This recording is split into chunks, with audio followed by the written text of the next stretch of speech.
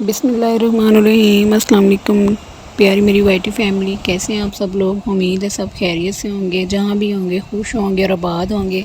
तो आज मैं आपके साथ बीफ यखनी पुलाव की रेसिपी शेयर करने जा रही हूँ। बिल्कुल ये रेस्टोरेंट स्टाइल रेसिपी है, तो आपने वीडियो को स्किप करके नहीं वॉच करना। स्टार्ट में आपको ये इसलिए ही दिखाया जाता है ताकि आपको पता चल जाए कि आज हमने क्या बनाया है, क्या बना रहे हैं हम आपके लिए।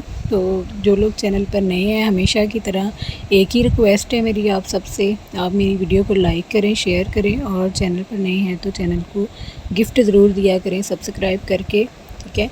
मेरे लिए यही तोहफ़ा है, बहुत बड़ा तोहफ़ा है आपकी तरफ से।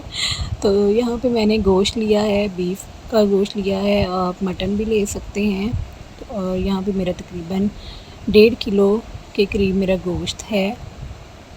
हस्बे ज़रूरत आपने गोश्त ले लेना है।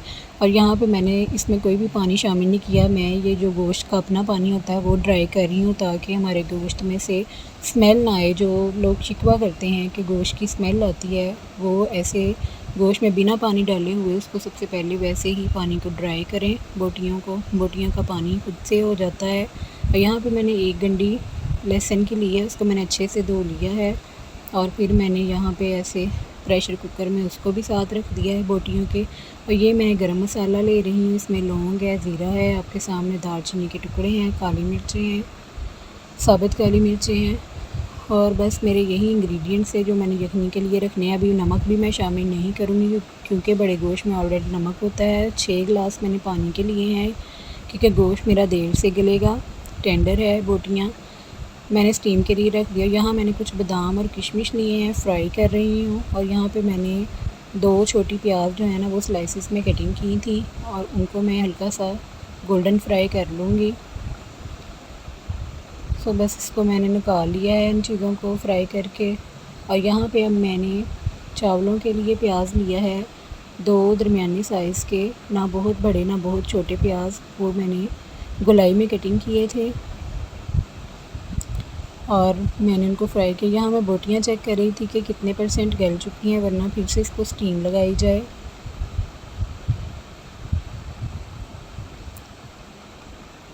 और यहाँ पे मैंने लहसुन अदरक का पेस्ट लिया है, तकरीबन 4 टेबल स्पून। कोई भी इसमें हम बाज़ारी मसाला ऐड नहीं करेंगे। आप देखेंगे कि इस पुलाव की जो ख़ास बात है वो यही है कि ये घर के मसालों में, बहुत ही कम मसालों में ये तैयार होगा, लेकिन बहुत ही उम्दा पुलाव ये तैयार होगा। यहाँ पे मैंने 2 अदद टमाटर लिए हैं और 5 से 6 अदद सब्ज़ मिर्चें ली हैं। आप सब्ज़ मिर्चें हस्बे ज़ायक़ा, हस्बे ज़रूरत शामिल करें। टमाटर मेरे 2 अदद दरमियानी साइज़ के बड़े वाले।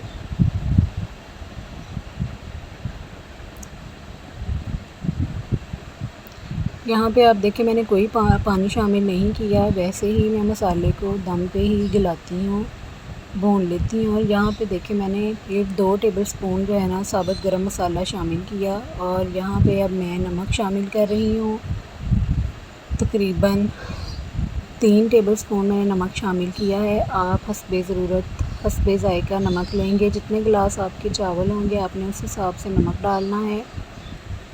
और यहाँ पे मैंने बोटियाँ शामिल कर ली हैं ताकि हमारी बोटियों को भी चावलों का मसाला लग जाए। और ये साबुत लहसुन की जो गंडी थी वो देखें इस तरह से मैं मैश कर लेती हूँ। और इसका गूदा सारा हमने इसमें निकाल लेना है। बिल्कुल भी रिज़्क़ों को ज़ाया नहीं करना चाहिए, रिज़्क़ हमारे लिए नेमत है।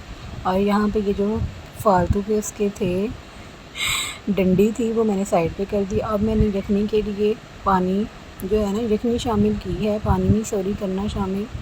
यहाँ पे जिसमें हमने गोश्त गलाया था वो यखनी थी, उसमें मैंने चावल अब बॉईल करने हैं। दैन पानी बॉईल हो चुका है और यहाँ पे मैंने चावल शामिल कर दिए हैं।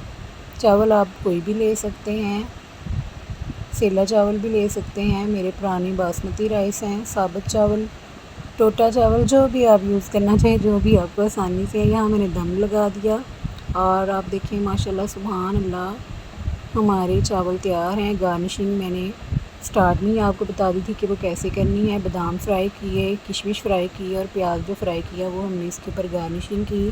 मेहमानों को सर्व करें और मेहमानों के दिल जीत लें। मुझे उम्मीद है आपको मेरी आज की ये रेसिपी अच्छी लगी होगी। दुआ में याद रखिएगा। अल्लाह हाफ़िज़।